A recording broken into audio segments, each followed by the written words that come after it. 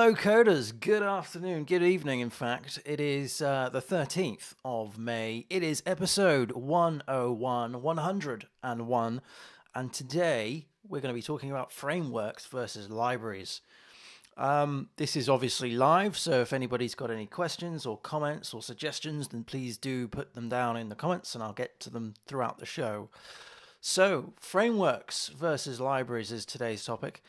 And I've kind of been building, I guess, a bit of a blog post about this. And I thought that, it would be a good idea just to sort of voice my thought dumps, I suppose, in this podcast.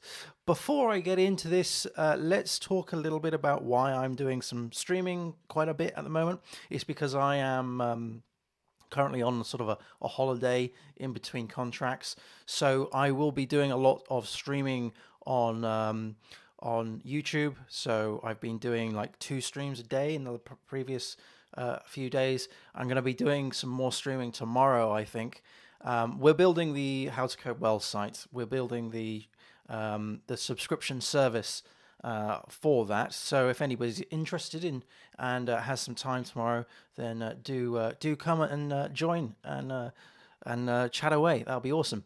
So before we get in, let's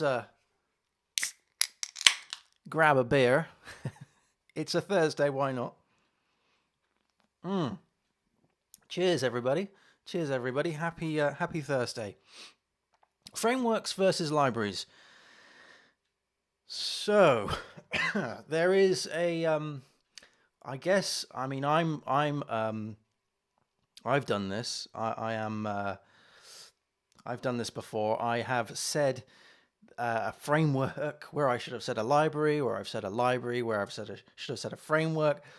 So I'm at fault of this. We developers, we share the same meanings quite a bit between frameworks and libraries, but they are actually different. But I don't think anybody needs to be a snob about it. But what I want to do today is just sort of like lay down the definitions of what a framework is, in my opinion, versus what a library is.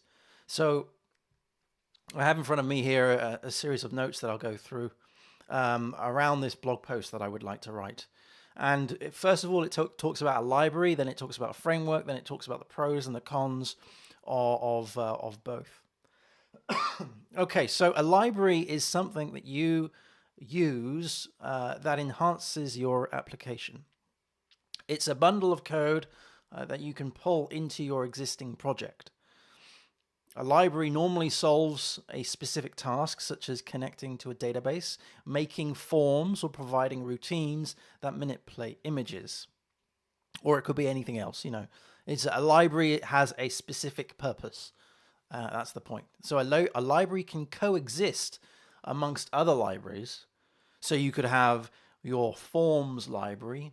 You could have a library such as jQuery that rests on top of, or alongside, I should say, another library, for perhaps a library to do with your CSS. Or it could be another JavaScript library as well.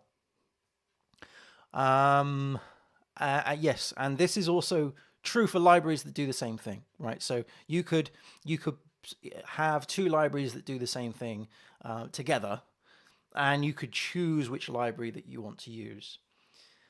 For example, you might have a software library that crops an image to a certain size, and you may discover that there is another library that does the same thing, but is slightly more efficient or has less files or something like that, and you want to try it out. So you could bring that alongside it and write your code you could write 2 versions of your code, one to use one library, another one to use the other library, and you would, test the differences amongst those things. The library doesn't care about the rest of your code. It actually doesn't really care about your code. You put the library in, you slot that in to your code. You make that decision. So you might want to try another library that does the same thing, and so you're flipping between different libraries.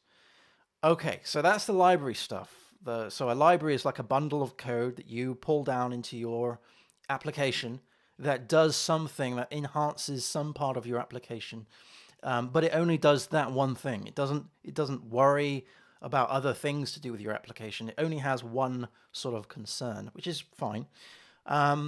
Okay, so a framework, on the other hand, it provides a set of APIs.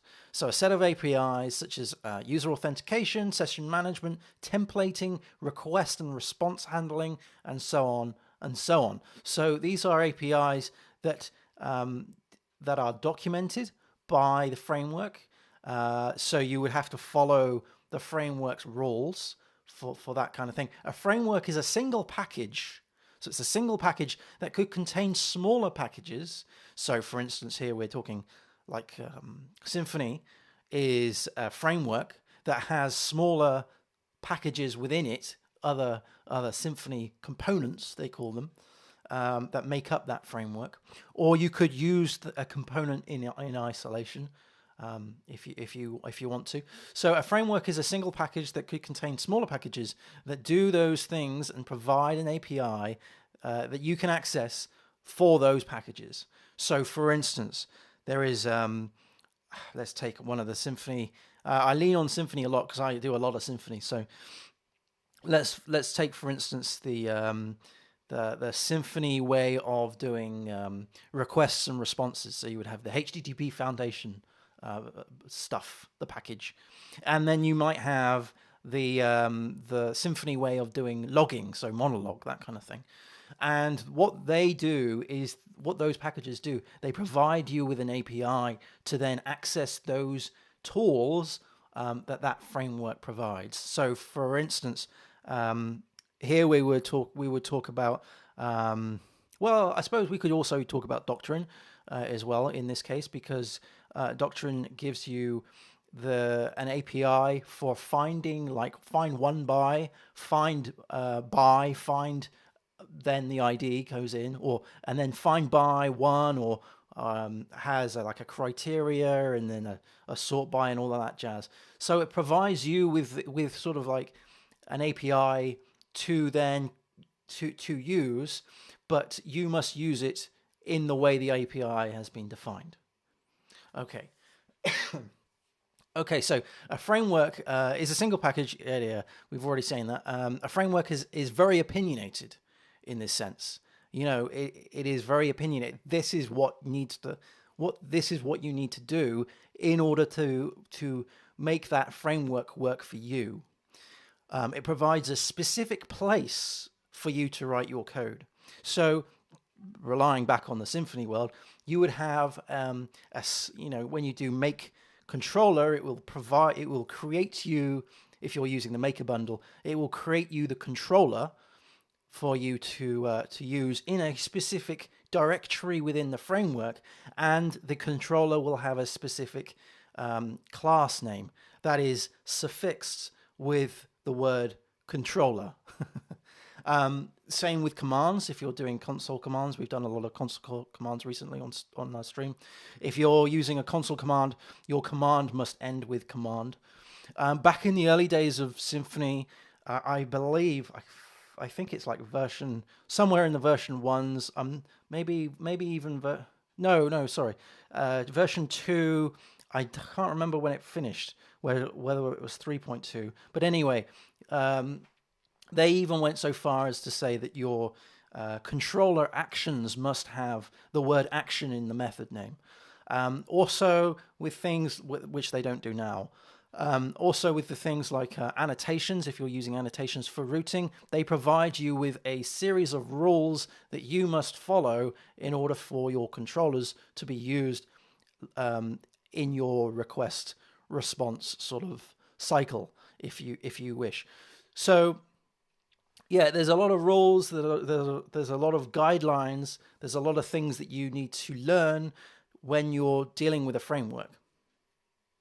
Okay, so it provides specific places for you to write your code. It controls almost everything about your code. Oh, sorry, no, it doesn't. It controls almost everything about how your code interacts with it. So how your code interacts with it. All right. So generally, you cannot just simply add a framework to an existing project. You kind of have to create the project with the framework first, and then add to that project.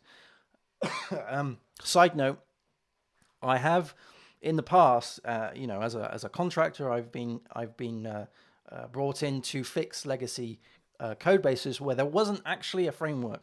There was like this sort of, I guess you would call it some, I don't know, some a kind of like a in-house framework where you had all sorts of various different things going on, like there was many different good practices or bad practices being followed, and it didn't really conform to a specific set of standards. And so an example on one of the projects that I've done, or some of the projects I've done this many times actually, is to put Symfony on top of or alongside of an existing project, and then use routing to route certain HTTP requests to the Symfony application, and not into the legacy monolith. And so, and then by doing that, you start working through, route by route by route by route, and then so slowly the legacy application starts to disappear. So you could do it like that, but it's very awkward. If you have an existing database, you could use Doctrine to map the entities to an existing database. You could do that. I've certainly done that before. And then all there is a case of creating your controllers and your templates, and your repositories for your entities, and so on and so forth. And then you can then alter the legacy application to look more like or to behave as it should do and conform as it should do within the framework's standards. So this is the point here. Frameworks is all about, these are the set of standards that you must adhere to. This is the place in which you must call these frameworks via these APIs that are defined. Whereas a library is more of like, this is a library, put it wherever you want, and call it however you want. The maintainer of that library isn't necessarily going to be concerned with whether or not that library is going to be called in a controller, or whether it's going to be controlled in a console command, or whether it's going to be called from the actual Twig template. That doesn't really matter to the maintainer of that library, whereas the framework sets out those specific rules, and therefore frameworks become very opinionated, which isn't a bad thing. We'll get on to pros and cons in a minute. So in essence, though, in sort of like a brief essence, both frameworks and libraries are someone else's code, right, that you pull in. So both libraries and frameworks are code that are written by someone else that you use to enhance your project. And sometimes frameworks can contain multiple packages, as we mentioned with Symfony. So I've mentioned that Symfony requires the controller class to be suffixed with controller. Yeah, I won't go into all that because I've already mentioned those things. So when you use a library, you are in charge of the application flow. So the real difference between frameworks and libraries is the application flow. It's the inversion control. So when you use a library, you are in charge of the application flow. That is, you have an application already and you would like to use a library to do something. And therefore, it's up to you as to where you use that library. You choose how and when the library is called in your application. On the other hand, however, a framework is a set of APIs that can be called at certain points in its defined flow. Okay, so the framework defines its own sort of series of application flows, and it has areas within those flows that you can then call upon. And a lot of times this is done through interfaces. So you would create classes that implement these particular things, and you can adjust those methods and whatnot to how you want. However, you have to implement the API that is provided by the framework. So usually a framework tells you what to do, when to do it, and where to do it. So frameworks are normally developed by large teams or the open source community.